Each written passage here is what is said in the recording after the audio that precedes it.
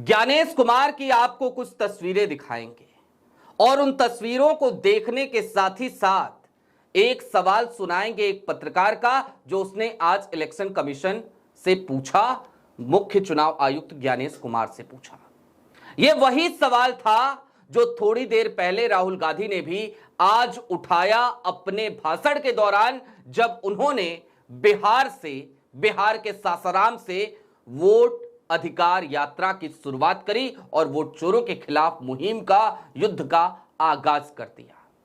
यह सवाल बड़ा महत्वपूर्ण था, लेकिन मुख्य चुनाव आयुक्त की आज फजीयत हो गई, क्योंकि राहुल ने जो सवाल उठाया वो सवाल जब उस पत्रकार ने प्रेस कॉन्फ्रेंस में पूछा तो चुनाव आयुक्त 15 मिनट तक बाकी सवालों का जवाब देते रहे, उस सवाल से भागने की कोशिश करते नजर आए।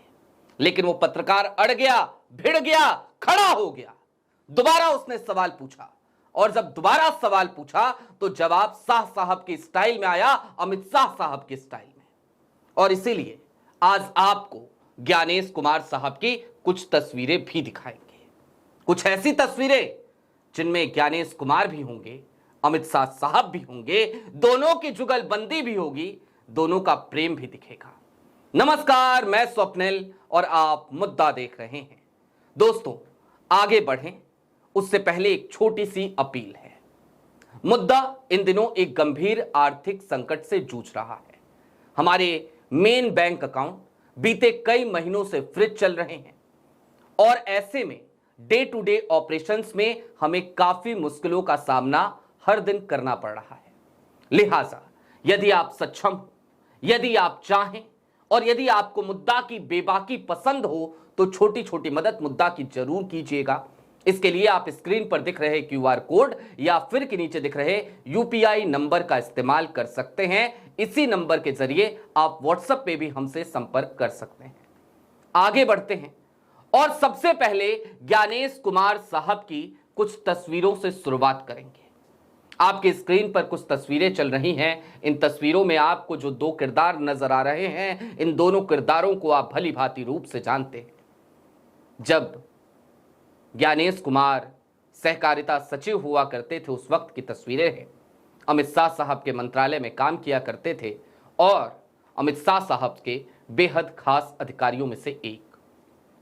कभी चादर उड़ाते, कभी बुके देते, कभी अमित शाह साहब इनको डायरेक्शन देते हुए। ये तमाम तस्वीरें ऐसा नहीं है कि बहुत खोज कर निकालने की जरूरत है, ये तमाम तस्वीरें आम तौर पर पब्लिक डोमेन में उपलब्ध हैं, जिनसे आप रिश्ते की प्रगाढ़ता का अंदाजा लगा सकते हैं। और आज जो जवाब सीसी साहब ने दिया है, उस जवाब की तरफ जब चलेंगे तो आपको ऐसा लगेगा कि ज्ञानेश कुमार नहीं बोल रहे थे, अमित शाह बोल रहे थे।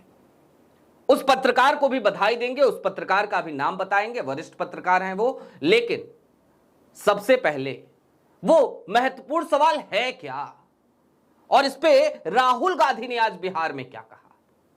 सबसे पहले राहुल गांधी का वक्तव्य सुनिए, फिर बढ़ेंगे ज्ञानेश कुमार की तरफ। इलेक्शन कमीशन ने मुझसे एफिडेविट मांगा और किसी से एफिडेविट नहीं मांगा। कुछ दिन पहले बीजेपी के लोग प्रेस कॉन्फ्रेंस करते हैं, उनसे कोई एफिडेविट नहीं मांगा, मुझसे एफिडेविट मांगा। कहते हैं कि आप एफिडेविट दो कि आपने जो हमें कहा, आपने जो डेटा रखा है वो सही है। उन्हीं का डेटा है, उन्हीं के आंकड़े हैं, मुझसे एफिडेविट मांग रहे हैं। सुना आपने राहुल गांधी को। राहुल गांधी का सीधा सा सवाल था, मैंने प्रेस कॉन्फ्रेंस करी, मुझसे एफिडेविट मांगते हैं। भारतीय जनता पार्टी के लोग प्रेस कॉन्फ्रेंस करते हैं, उनसे कोई एफिडेविट नहीं मांगता है। राहुल एक बात को मेंशन करना भूल गए। राहुल को एक प्रेस कॉन्फ्रेंस करने में, एक असेंबली सीट का रिसर्च करने में, डेटा निकालने में 6 महीने का वक्त लग गया था, क्योंकि राहुल के पास 7 फीट ऊंचा कागज का ढेर था, बंडल था। लेकिन भारतीय जनता पार्टी को 6 दिन लगे थे केवल, और 6 लोकसभा सीटों का एनालिसिस लेके अनुराग ठाकुर प्रकट हो गए थे। 6 लोकसभा सीटों का समझा जा सकता है उनके पास कागज के बंडल नहीं पहुंचे थे, उनके पास डिजिटल कॉपी थी। खैर, जुगलबंदी तो अनुराग ठाकुर की प्रेस कॉन्फ्रेंस से ही क्लियर थी। अमित शाह साहब और ज्ञानेश कुमार की तस्वीरों से भी क्लियर थी, लेकिन अब जरा उस पत्रकार की तरफ चलिए। आज इलेक्शन कमीशन ऑफ इंडिया ने, जरा सोचिए, रविवार का दिन election commission of India press conference कर रहा है। गजब गजब। और मजे की बात, आज ही वोट अधिकार यात्रा की शुरुआत विपक्ष को करनी है और आज ही ये प्रेस कॉन्फ्रेंस। फुटेज खाने की कितनी कवायदें आज सुबह से चुनाव आयोग और सरकार ने करी है, ये भी समझना जरूरी है। बस चंद सेकंड लूंगा, इसको भी समझा दूं, फिर पत्रकार के और इलेक्शन कमीशन के पीसी की तरफ सीधे ले चलूंगा, आपको सवाल सुनाऊंगा। सुबह सुबह मोदी जी फुटेज खाने आ गए। वोट अधिकार यात्रा उधर शुरू हो रही थी, इधर मोदी जी आए ताकि भैया हमारी प्रेजेंस रहे। क्यों आए? रोड के एक हिस्से का उद्घाटन करना था। गजब हाल है। उधर वोट अधिकार यात्रा शुरू हो रही है तो उसकी फुटेज ना जा पाए, मोदी जी छाए रहे, चैनलों को मसाला मिल जाए, इसलिए मोदी जी आ गए और उसके बाद इलेक्शन कमीशन ऑफ इंडिया की प्रेस कॉन्फ्रेंस शुरू हो गई। खैर, सोशल मीडिया का जमाना है। वोट अधिकार यात्रा सबसे ज्यादा सोशल मीडिया पर आज वायरल है, लगातार वायरल है, इसमें कोई दो राय नहीं। खैर, आगे बढ़िए। अब मैं आपको सीधे तौर पर, वरिष्ठ पत्रकार हैं कौशिक साहब, दैनिक भास्कर के डेप्टी एडिटर हैं, उन्होंने कैसे सीसी से यही सवाल पूछा था, सुनिए जरा। और इस सवाल को सुनिए और इस सवाल के बाद बताऊंगा कि इसके बाद सीसी ने किया क्या। सुनिए। सर, मैं मुकेश कौशिक हूँ दैनिक भास्कर से। सर, आपने देखा होगा कि Rahul Gandhi leader of opposition ने सेंट्रल बेंगलुरु की कॉन्स्टिट्यूंसी की तहकीकात की और ढेर सारे आरोप लगाए। उनका कहना था कि फेक सस्पिशियस वोटर बन रहे हैं, मैनिपुलेटेड हैं, मास एडिशन हुए हैं। इसके 2-3 दिन बाद ही बीजेपी के पावरफुल लीडर अनुराग ठाकुर जी ने प्रेस कॉन्फ्रेंस की और उन्होंने कहा कि उनके पास कंक्रीट प्रूफ हैं कि कंक्रीट प्रूफ है इस बात के कि lakhs of suspicious voters, duplicate voters, fake addresses, age manipulation, mass addition have been found in Wayanad, Raebareli and other constituency. देश की 2 बड़ी राजनीतिक पार्टियां ये आरोप लगा रही हैं कि fake voters, bogus voters, manipulation of age, duplicate voters ये मौजूद हैं। तो आप कितना सहमत हैं और इन आरोपों के आप क्या जांच कोई कराएंगे? सुना आपने, सीधा सा सवाल था। दोनों का जिक्र किया, दोनों का नाम लिया। राहुल गांधी ने पीसी करी, अनुराग ठाकुर ने पीसी करी। आप पे आरोप लगाए, 2 बड़ी पार्टियों ने आप पे आरोप लगाए, भारतीय जनता पार्टी ने, कांग्रेस ने। सच्चाई तो यह भी है कि जब राहुल गांधी ने किया तो नोटिस मिल गया, एफिडेविट मांगा जाने लगा, फैक्ट चेक होने लगा, फैक्ट चेक। लेकिन जब अनुराग ठाकुर ने किया तो कोई फैक्ट चेक नहीं किया गया, कोई फैक्ट चेक नहीं, कुछ नहीं, एकदम सब चंगा सी, सब बढ़िया सी। ये किया चुनाव आयोग ने। खैर, वही सवाल आज मदन कौशिक ने उठाया। लेकिन मदन कौशिक ने जब यह सवाल उठाया, आज इलेक्शन कमीशन ने अपनी पीसी में दरअसल 1-to-1 का सिस्टम ही नहीं रखा था। 5-5 के ग्रुप में सवाल ले रहे थे। तो मदन कौशिक के साथ 4 और लोगों ने सवाल पूछे थे, तो चारों का जवाब दिया, इस एक सवाल को डॉज कर दिया। लेकिन मदन कौशिक और दैनिक भास्कर, कई बार मैं तारीफ करता हूं भास्कर के इस मामले में, मदन कौशिक रुके नहीं। जब नेक्स्ट बोला ज्ञानेश कुमार ने तो मदन कौशिक अड़ गए, भिड़ गए, लड़ गए। अब मैं आपको वो हिस्सा दिखाता हूं जहां पे मदन कौशिक ने सामने खड़े हो गए, बोले नहीं मेरा सवाल था, आपने सवाल का जवाब नहीं दिया। और सुनिए उसके बाद क्या होता है, सुनिए।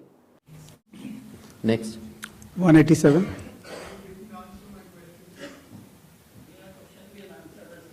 Will come back. उसका जवाब मैं दे चुका हूं, शायद आपने, मैं दोबारा बता देता हूं। ग्रेडेड रिस्पांस होता है चुनाव आयोग का।